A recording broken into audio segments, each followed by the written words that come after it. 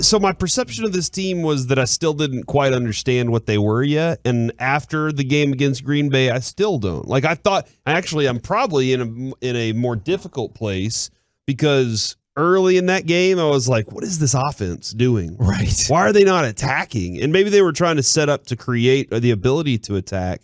But there were routes that I was like, why are we even doing this part of the game?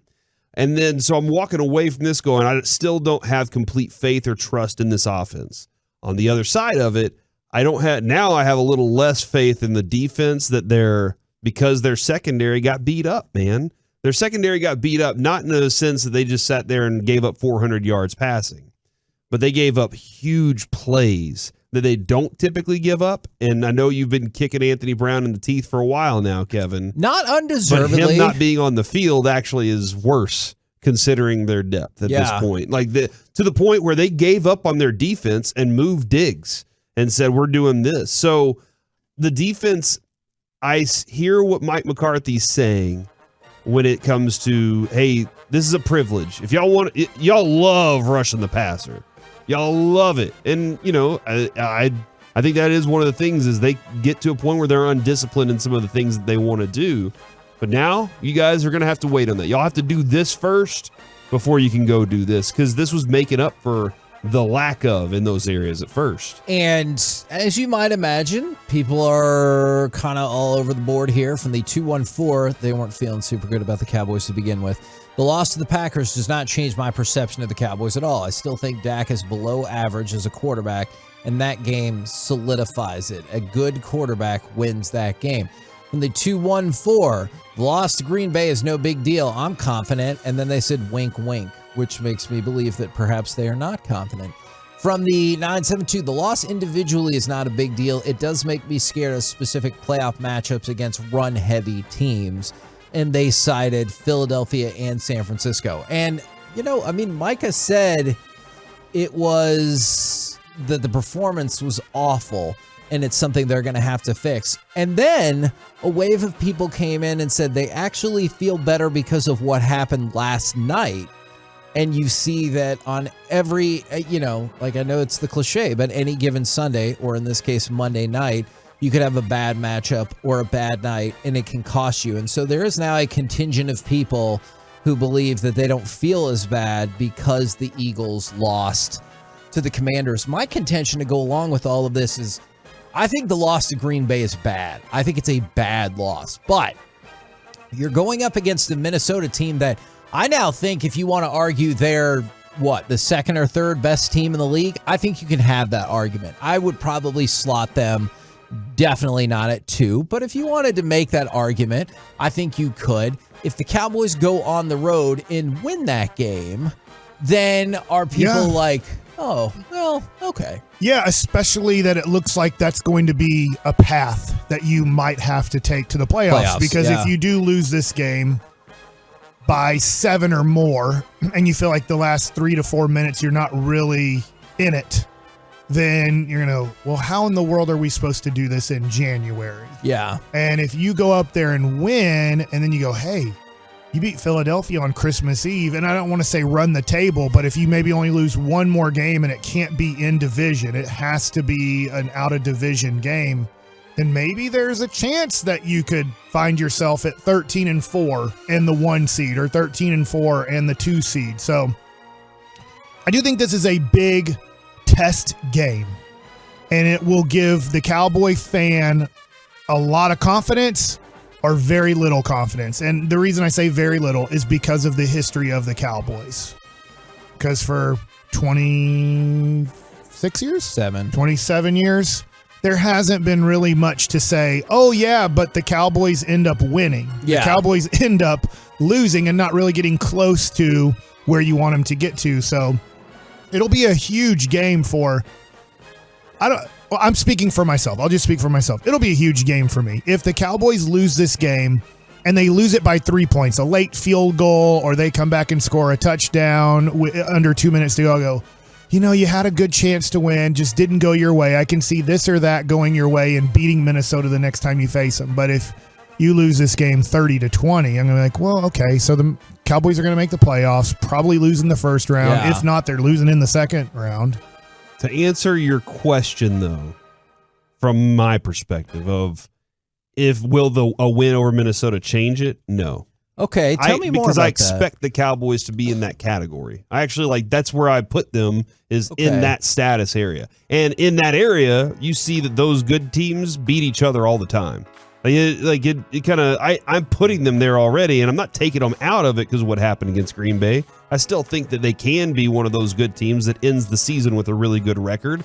And what happens in the playoffs, that's depending on opponent and lots of different things there. But I already put the Cowboys in that top 7 category of teams in the NFL. So if they beat Minnesota, then they should be. They're a good team. They should be beating teams like that. And if they lose to them, it's that's a good team that they lost to. So they're in that category. This is like Buffalo and all those other teams that are fighting over there in the NFC or the AFC. Yeah, there are a bunch of really good teams there. And I'm not saying that because Buffalo loses to Kansas City that that's it for them. Well, because Kansas City's a good team. You're going to have another opportunity to match up with them eventually. How Mike's right though. How they play this game is going to be a bigger factor, and I think they're going to. I really wanted Kevin because of so much of. This is McCarthy's place. They want to go win this for the coach. They have an opportunity to show Odell, look, this is what you're coming into when you walk into this place. Those are some really good motivational things that could have worked in their favor this week. And for whatever reason, it didn't succeed for them. The interesting thing, and one of the reasons I think it's interesting is it just doesn't jive with what Vegas is saying right now. And I know there's always a Cowboys tax in Vegas, but the Cowboys are favored by 1 point going on the road into this game against a team with a better record. And thus I'm surprised it didn't change more. It went from 2-1. Yeah, exactly. And 59% of the picks so far on ESPN are coming in on the Cowboys. And then you see things like this, which is fair. If you can't stop a rookie wide receiver, how are you going to stop Justin Jefferson? And then people are like, well, if you can't stop the run, how are you going to fare against the Vikings? And I think those are very fair concerns because, you go up against a Vikings team that you feel like could run the ball, but then also go up against maybe one of the best 2 receivers in the NFL right now with a thinned out potential secondary, depending on how Anthony Brown progresses during the week. That is concerning.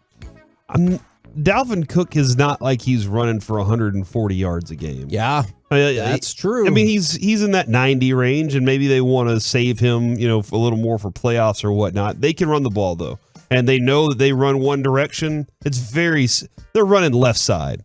All right, that's what you go look at what the Packers did so well. They ran very well to the left side. I don't know exactly who they're running at, Kevin, but I think we got some ideas there. Yeah. So they know. I think that Minnesota is going to try the same thing. This is just the desire of the Cowboys to want to stop it. Do they want to prove a point this week?